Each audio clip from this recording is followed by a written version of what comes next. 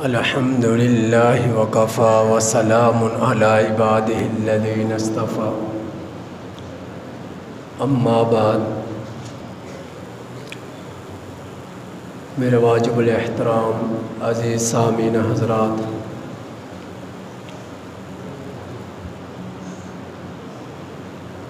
آج کا معاشرہ اس قدر بد اخلاقی کا شکار ہو چکا ہے، اس قدر دین سے دوری کا شکار ہو چکا ہے، اور اس قدر ظلم اور فسق کا شکار ہو چکا ہے کہ کہیں تو باپ اپنے ساتھ 5 دن کی بیٹی کو گولی مار کر قتل کرتا ہے کہ بیٹی گھر میں کیوں پیدا ہو گئی، اور کہیں تو باراتی ایک پاپڑ فروش کو بے رحمی سے قتل کر ڈالتے ہیں، اور قتل کر کر لاش زمین پر پڑی ہوئی ہے، اور ایک شخص بھی رحم دل نہیں، سب پتھر دل بن کر لاش کے ارد گرد کھانا تناول کر رہے ہیں۔ تو کہیں تو بچیوں کو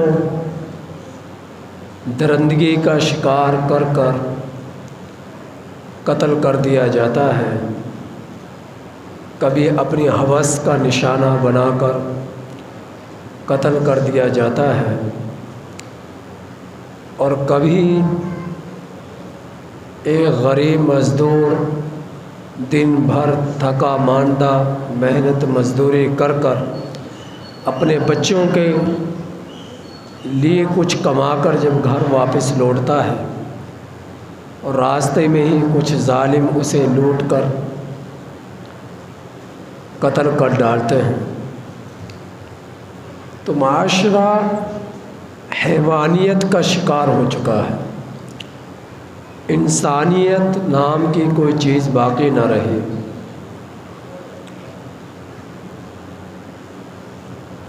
اگر ہم لوگوں نے اسی طرح زندگی کے اس سفر کو طے کیا، ظالم کے ظلم پر ہماری روح نہ کانپے، اور بے رحم کی بے رحمی پر ہمیں غصہ نہ آئے، تکلیف نہ ہو، تو گویا کہ ہم لوگ بھی ظالم کے ظلم میں شریک ہیں۔ شریعت تو یہ کہتی ہے کسی مسلمان کی تکلیف کو دیکھ کر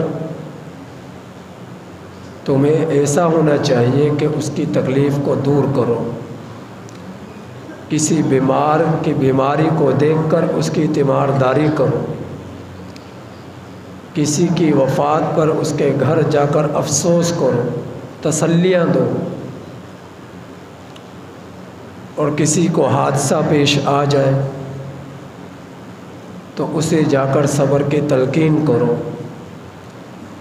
کوئی دکھ کا شکار ہو جائے تو اسے صبر کی تلقین کرو، کوئی بے روزگار ہے تو اس کی مالی معاونت کرو، کوئی پریشان حال ہے تو اس کی پریشانی کو دور کرنے کی کوشش کرو۔ تو شریعت کا تو یہ مزاج ہے، لیکن دکھی دلوں کو خوشی میں تبدیل کرنے کے بجائے تو ہم تو خود ہی لوگوں کے دلوں کو توڑنا شروع کر دیتے ہیں، تو یہ پتھر دل ہونے کی علامت ہے، اور اپنے موت کو بھول جانے کی نشانی ہے، اور آخرت سے غفلت برتنے کی ایک بہت بڑی علامت ہے، تو اس سے بیدار ہونے کی ضرورت ہے۔ اللہ کے نبی صلی اللہ علیہ وسلم کی زندگی پاکیزہ زندگی تھی، صحابہ اکرام رضی اللہ تعالی علیہم اجمعین کی زندگیاں پاکیزہ زندگیاں تھیں، اور نیک لوگوں کی زندگیاں پاکیزہ زندگیاں تھیں۔ ہمیں ان کی زندگیوں سے کچھ سیکھنا چاہیے۔ آج گھر گھر میں لڑائی ہے، جھگڑے ہیں، نفرتیں ہیں، دوریاں ہیں، حتیٰ کہ اللہ رب العزت نے انسانوں میں سب سے پاکیزہ رشتہ والدین کا بنایا۔ آج وہ پاکیزہ رشتہ بھی ہمارے اندر محفوظ نہ رہا۔ والدین کے بعد میرے رب نے پاکیزہ رشتہ زوجین کا بنایا، خاوند اور بیوی کا۔ آج وہ بھی محفوظ نہ رہا۔ اس قدر ہم لوگ گر چکے ہیں۔ ابو الحسن خرقانی رحمۃ اللہ علیہ ایک بہت پائے کے بزرگ تھے۔ اللہ رب العزت نے ابتدائے جوانی میں ہی ان کو ولایت عطا فرما دی تھی۔ ابو الحسن خرقانی رحمۃ اللہ علیہ کو ان کی بیوی جو تھی تیز مزاج تھی، تیز ترار تھی، زبان میں سختی تھی۔ تو انہوں نے بیوی کی اس تیز زبان کی بنا پر صبر کیا۔ اللہ رب العزت نے اس صبر کے بدلے انہیں ولایت عطا فرما دی، بہت بڑے اللہ کے ولی بن گئے۔ ایک مرید ملنے کے لیے آئے ان کے گھر میں، دیکھا کہ حضرت تو یہاں موجود نہیں ہے، بیوی موجود ہے۔ بیوی سے پوچھا کہ حضرت کہاں تشریف لے گئے؟ تو بیوی نے آگے سے تیز زبان کے انداز میں جواب دیا، کون سے بزرگ، کہاں کے حضرت، اور کون حضرت؟ تو مرید تو پہلے گھبرا گیا، تو پھر اس نے کہا کہ ہوگا کہیں جنگل کے کونے میں پڑا ہوگا کہیں۔ تو مرید اپنے شیخ کو تلاش کرنے، ابو الحسن خرقانی رحمۃ اللہ علیہ کو تلاش کرنے جنگل کی طرف رخ کرتا ہے کہ جا کر حضرت کی زیارت کروں، ان کو دیکھوں۔ جب جنگل کی طرف جاتے ہیں تو دیکھتے ہیں کہ ابو الحسن خرقانی رحمۃ اللہ علیہ شیر کی پشت پر سوار ہو کر تشریف لا رہے ہیں۔ تو مرید دیکھ کر بڑے حیران ہوئے کہ اللہ رب العزت نے کتنی بڑی ان کو یہ کرامت عطا فرمائی کہ شیر کی پشت پر سوار ہو کر تشریف لا رہے۔ جب وہ بزرگ قریب آئے تو مرید نے سارے احوال نقل کیے کہ گھر گیا اور گھر سے جواب ملا آپ یہاں نہیں۔ تو بزرگ کہنے لگے کہ بھائی کیا کریں، گھر میں بیوی مجھ پر سوار ہوتی ہے اور یہاں اللہ نے مجھے شیر پر سوار کیا ہے۔ تو یہ بزرگ جو ہے اللہ تعالیٰ سے دعا کرتے ہیں کہ اے اللہ، میری بیوی کی جو تیز زبان ہے، میری بیوی کی جو بد مزاجی ہے، میری بیوی کی جو بد اخلاقی ہے، اے اللہ تو جانتا ہے میں اس پر صبر کرتا ہوں، وہ تیرے بندی ہے اور تو نے اسے پیدا کیا ہے۔ اے اللہ اس میرے صبر کے بدلے مجھے کوئی ایسی کرامت عطا فرما کہ جس سے میری بیوی کو اس بات کا یقین ہو جائے کہ میں نیک انسان ہوں، گناہوں سے محفوظ ہوں، اللہ کا ولی ہوں۔ تو پھر فائدہ اس سے یہ ہوگا کہ میری بیوی کی میرے ساتھ معاونت ہوگی دین کے کاموں میں، اور میں دین کے کام اور اے اللہ تیری عبادت کھل کر کر سکوں گا۔ اللہ رب العزت نے دعا کو قبول فرمایا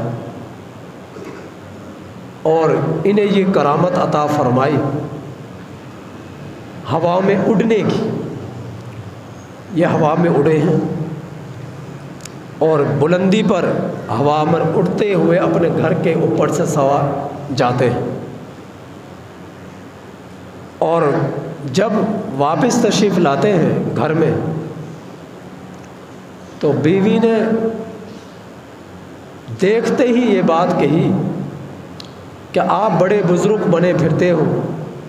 بزرگ تو وہ تھے جو اب آسمان میں اڑتے ہوئے جا رہے تھے، ولی تو وہ تھے جو آسمان میں اڑتے ہوئے جا رہے تھے، تو آپ کہاں سے ولی بن گئے؟ تو وہ فرمانے لگے، یعنی ابو الحسن خرقانی رحمۃ اللہ علیہ فرمانے لگے کہ اللہ کی بندی وہ میں ہی تو تھا۔ تھوڑی دیر خاموش ہوئی اور پھر کہنے لگی کہ اچھا آپ تھے، تو اسی لیے ٹیڑھے ٹیڑھے جا رہے تھے، ڈگمگاتے ہوئے جا رہے تھے۔ آپ ہی تھے تو ڈگمگاتے ہوئے ٹیڑھے ٹیڑھے جا رہے تھے۔ تو اللہ کے ولی نے یہ واقعہ نقل کرتے ہوئے فرمایا کہ ہمیشہ مثبت سوچ رکھنی چاہیے، منفی سوچ سے بچنا چاہیے۔ ہمیشہ مثبت سوچ رکھنی چاہیے اور منفی سوچ سے بچنا چاہیے۔ تو صبر کے بدلے کرامتوں کا مل جانا، بیوی کی بدمزاجی پر کرامتوں کا مل جانا، یہ اللہ رب العزت کی طرف سے بہت بڑا انعام ہے۔ تو معلوم یہ ہوا کہ بیوی کے گھر والی کی بدمزاجی پر صبر کرنے میں پر بھی اللہ رب العزت راضی ہوتے ہیں۔ ایک اور اللہ کے ولی کے بارے میں واقعہ نقل کیا حضرت مولانا اشرف علی تھانوی رحمۃ اللہ علیہ نے۔ کیا واقعہ نقل کیا کہ ایک خاوند کی بیوی بہت بد مزاج تھی، اس قدر بد مزاج تھی کہ ان کی بد مزاجی پر ان کا دل یہ چاہا کہ میں ان کو طلاق دے دوں، اپنے سے دور کر دوں۔ لیکن پھر دل میں یہ خیال آیا جیسے میرے رب نے مجھے پیدا کیا اسی طرح اللہ رب العزت نے اسے بھی پیدا کیا ہے، اور اللہ رب العزت نے اس کے مزاج کو بنایا ہی ایسا ہے، اگر میں اس کی بد مزاجی پر اس کو طلاق دے دوں تو پھر یہ اس کو کون اپنائے گا، کون اس سے شادی کرے گا، اور کس کے گھر میں جا کر یہ بسے گی؟ یہ تو مجبور ہے اپنی بد مزاجی کی بنا پر۔ تو انہوں نے کیا کیا؟ اس پر صبر کیا کہ اے اللہ میں اسی حال میں راضی ہوں، تیری یہ پیدا کرتا ہے اور تو نے ہی اس کے مزاج کو ایسا بنایا ہے، تو میں تو کچھ نہیں کر سکتا، اے اللہ میں اس پر صبر کرتا ہوں۔ صبر ایسا کیا، کرتے رہے، زندگی گزر گئی، یہاں تک کہ ان کی وفات ہو گئی۔ وفات کے بعد کسی نے انہیں خواب میں دیکھا اور پوچھا کہ آپ کے ساتھ اللہ رب العزت نے کیا معاملہ فرمایا؟ تو بزرگ کہنے لگے کہ اللہ رب العزت نے مجھے جنت میں داخلہ نصیب فرما دیا اور میری بخشش فرما دی۔ وہ کہنے کہ ایسا کون سا آپ کا عمل تھا کہ جس عمل کی بنا پر آپ کے اللہ رب العزت نے مغفرت اور بخشش فرما دی؟ تو فرمانے لگے کہ میری بیوی کی بد مزاجی کے صبر کرنے پر، میری بیوی کے بد مزاجی پر صبر کرنے کی بنا پر اللہ رب العزت نے مجھے جنت نصیب فرمائی ہے۔ نبی کریم صلی اللہ علیہ وسلم کا اپنی ازواج سے عشق تھا، محبت تھی، حسن سلوک تھا۔ ایک مرتبہ دیکھا کہ حضرت عائشہ صدیقہ رضی اللہ تعالی عنہا گھر میں بیٹھی ہوئی ہے، تشریف فرما ہے اور پانی پی رہی ہے۔ نبی کریم صلی اللہ علیہ وسلم کہیں دور سے سفر کر کر تشریف لا رہے تھے، تو دیکھا، دور سے نظر پڑی کہ حضرت عائشہ صدیقہ رضی اللہ تعالیٰ عنہا پانی پی رہی ہیں۔ تو نبی کریم صلی اللہ علیہ وسلم نے دور سے آواز دی، اے حمیرہ، حمیرہ پیار سے کہا کرتے تھے، عائشہ نام تھا، حمیرہ پیار سے نبی کریم صلی اللہ علیہ وسلم نام لیا کرتے تھے۔ تو فرمایا کہ حمیرہ میرے لیے بھی پانی بچانا، سارا نہ پی جانا، میرے لیے بھی کچھ بچانا۔ تو حضرت عائشہ رضی اللہ تعالیٰ عنہ نے جتنا پینا تھا پیا اور نبی کریم صلی اللہ علیہ وسلم کے لیے پانی بچایا۔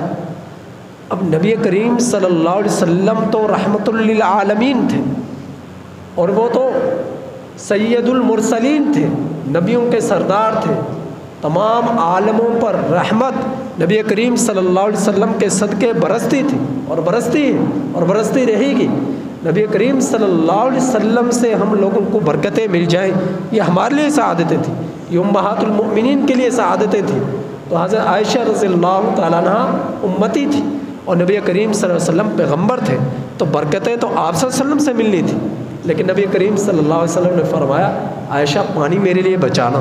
عائشہ نے پانی بچایا، رضی اللہ تعالیٰ عنہ، اور پھر پانی برتن کو پکڑا اور پانی پینے لگے۔ جب پانی پینے لگے تو پھر رک گئے اور پھر فرمایا حمیرہ تو مجھے یہ تو بتا، تو نے پانی برتن کے کس جگہ پر تو نے اپنے پانی کو جب پیا تو اپنے لبوں کو لگایا، کس جگہ پر لگایا؟ تو حضرت عائشہ رضی اللہ تعالی عنہ نے فرمایا کہ اس جگہ پر لگایا۔ تو نبی کریم صلی اللہ علیہ وسلم نے اسی جگہ سے پانی پیا جس جگہ پر حضرت عائشہ رضی اللہ تعالی عنہ کے لب لگے۔ تو آپ صلی اللہ علیہ وسلم کا یہ تھا حسن سلوک اپنی ازواج کے ساتھ، یہ تھی محبت اپنی ازواج کے ساتھ نبی کریم صلی اللہ علیہ وسلم کی۔ ایک مرتبہ حضرت فاطمہ الزہرا رضی اللہ تعالیٰ عنہ نبی کریم صلی اللہ علیہ وسلم کے پاس تشریف لائی اور کسی کپڑے میں کوئی چیز چھپائی ہوئی تھی۔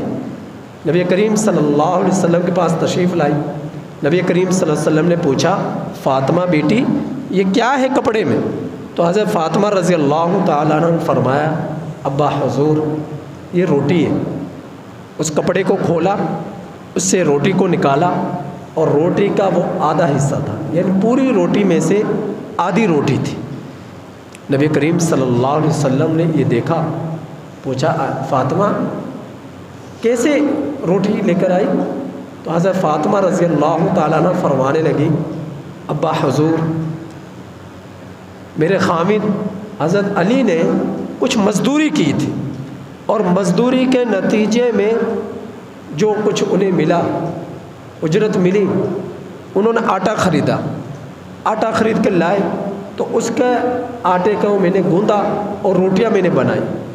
ایک روٹی کو حضرت علی نے کھا لیا اور ایک روٹی حضرت حسن رضی اللہ تعالیٰ عنہ نے اور ایک روٹی حضرت حسین رضی اللہ تعالیٰ عنہ نے، تو انہوں نے ایک ایک روٹی کھا لی اور ایک روٹی میرے حصے میں آئی تو میں کھا رہی تھی، تو میرے اچانک دل میں آیا کہ محمد کی بیٹی تو کھانا کھا رہی ہے اور کبھی ابا کا حال جا کر پوچھا ہے کہ اس کا کیا حال ہے؟ تو میرے دل میں یہ خیال آیا تو میں نے صرف آدھی روٹی کھائی اور آدھی روٹی میں آپ کے لیے لے کر آ گئی، پتہ نہیں آپ نے بھی کھانا کھایا کہ نہیں کھایا۔ تو حضرت فاطمہ رضی اللہ تعالیٰ عنہ وہ آدھی روٹی کپڑے میں لپیٹ کر نبی کریم صلی اللہ علیہ وسلم کے پاس لے کر آتی ہیں اور نبی کریم صلی اللہ علیہ وسلم کی خدمت اقدس میں پیش کرتی ہیں۔ تو نبی کریم صلی اللہ علیہ وسلم نے فرمایا قسم ہے اس ذات کی جس کے قبضہ قدرت میں میری جان ہے، بیٹی تیرے ابا کو 3 دن گزر گئے اور ایک لقمہ کھانا کا نہیں کھایا، ایک لقمہ کھانے کا حلق سے نیچے نہیں اترا، 3 دن گزر گئے۔ تو نبی کریم صلی اللہ علیہ وسلم کی بیٹی آپ کے لیے آدھی روٹی لے کر آتے ہیں۔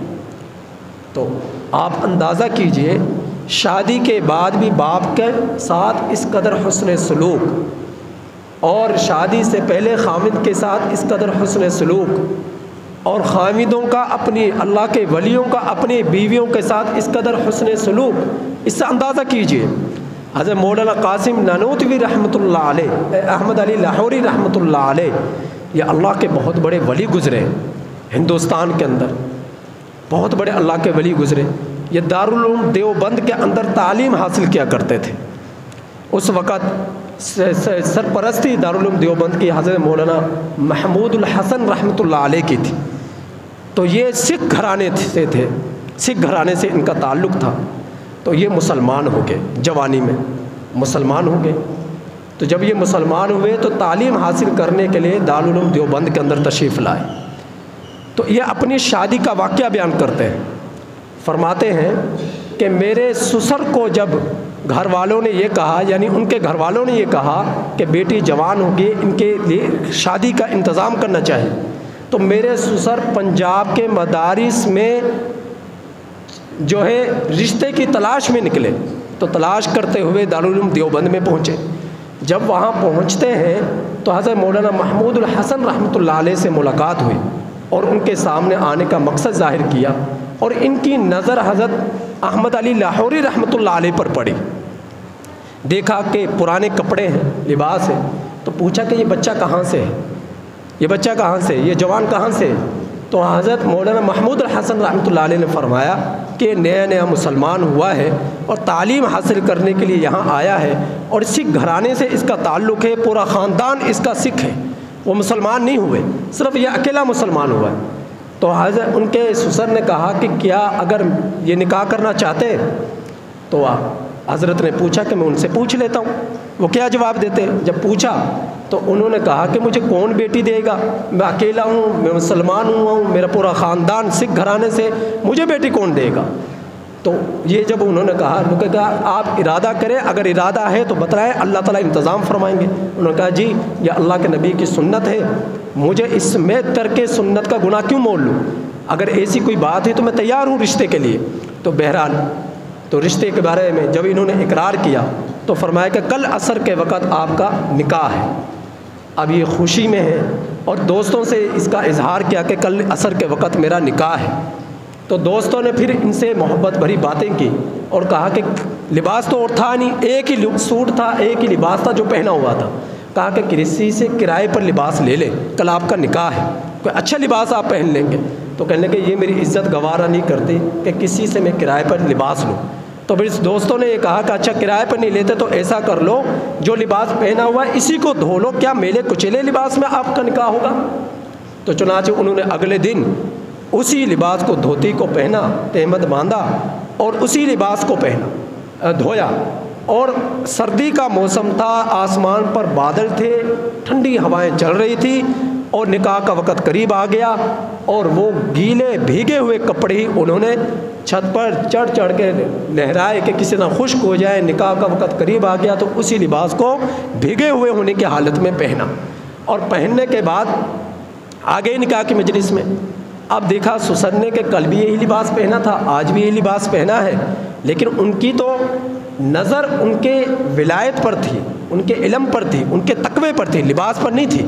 تو چنانچہ نکاح ہو گیا اور نکاح ہو جانے کے بعد بیوی کو رخصت کر دیا گیا، گھر میں آ گئی، چند دن گزرے، شروع میں فاقے میں وقت گزرا، جب بیوی جو ہے اپنے والدین کے گھر جاتی ہے، ان کی والدہ پوچھتے ہیں بیٹی بتلاؤ نہ کہ خامد کو کیسا پایا؟ تو بیوی کہنے لگی کہ امی جان میں تو سمجھتی تھی کہ موت کے بعد جنت ملے گی، اللہ رب العزت نے تو دنیا میں ہی مجھے جنت عطا فرما دی۔